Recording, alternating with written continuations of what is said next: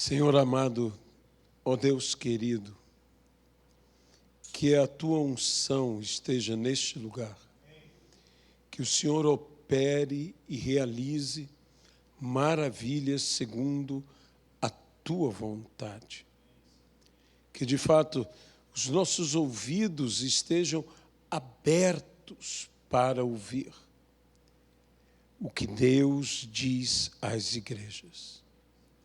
É o que nós pedimos, ó Pai, que toda a honra, que toda a glória e que todo o louvor sejam dados hoje e eternamente, unicamente ao Senhor. Nós temos falado aqui que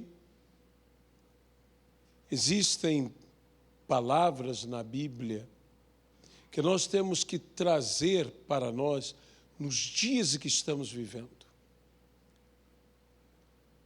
Uma dessas palavras é: e não temeu diante do decreto de Faraó.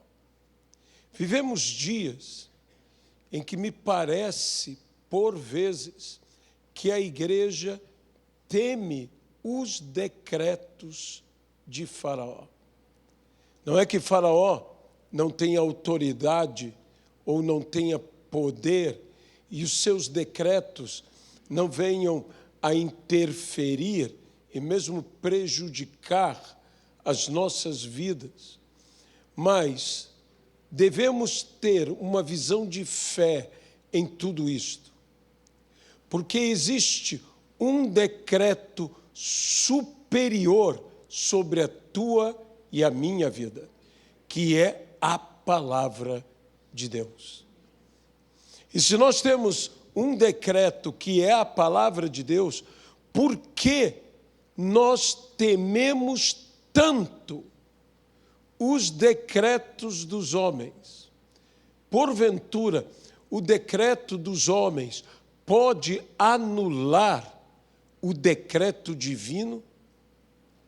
Por isso a Bíblia usa essa expressão: e não temeram diante do decreto de Faraó.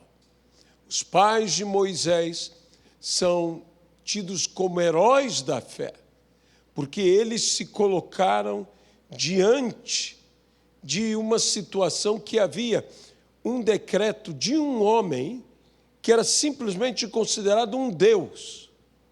E o seu decreto tinha poder absoluto sobre a terra do Egito, mas eles colocaram a sua fé em Deus, não apenas para eles, mas para gerações que surgiriam a partir deles. A igreja está tão acanhada, a igreja está tão apavorada, parece que a igreja não conhece de fato o poder e a autoridade da palavra que nós chamamos a palavra de Deus, a Bíblia Sagrada. Nós temos ali decretos simplesmente do autor, do consumador da nossa fé, do Criador de todas as coisas. Vamos confiar em Deus. E tomemos essa palavra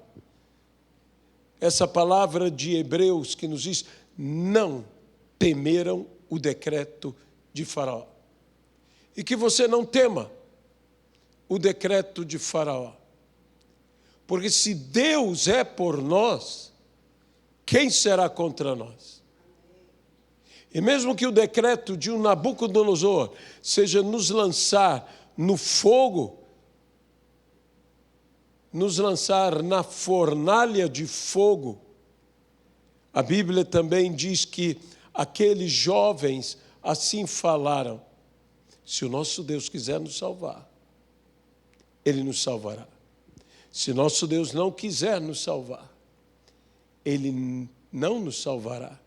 Mas de qualquer maneira, nós não nos dobraremos diante dessa estátua.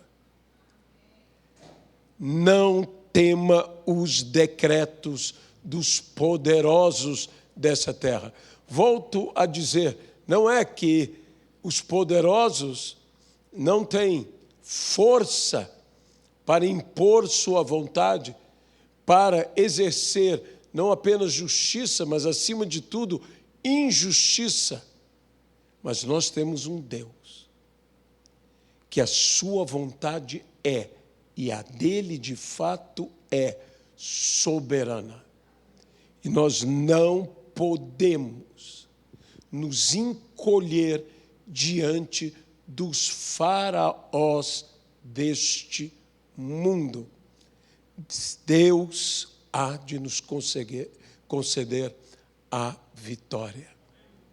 Senhor Deus, nós estamos hoje aqui, há tantos decretos, alguns deles decretos de morte, não apenas como um faraó o fez. Às vezes, Senhor, ouvimos palavras de morte de uma autoridade, talvez um médico, que nos diga: você não tem muito mais tempo de vida. Vivemos, Senhor, sobre tensão e muitos sobre medo. Vocês não terão nada amanhã. Há tantos decretos injustos neste mundo, mas sabemos que há um decreto que é superior a todos. Eu vim, disse Jesus, para que vós tenhais vida e a tenhais em abundância.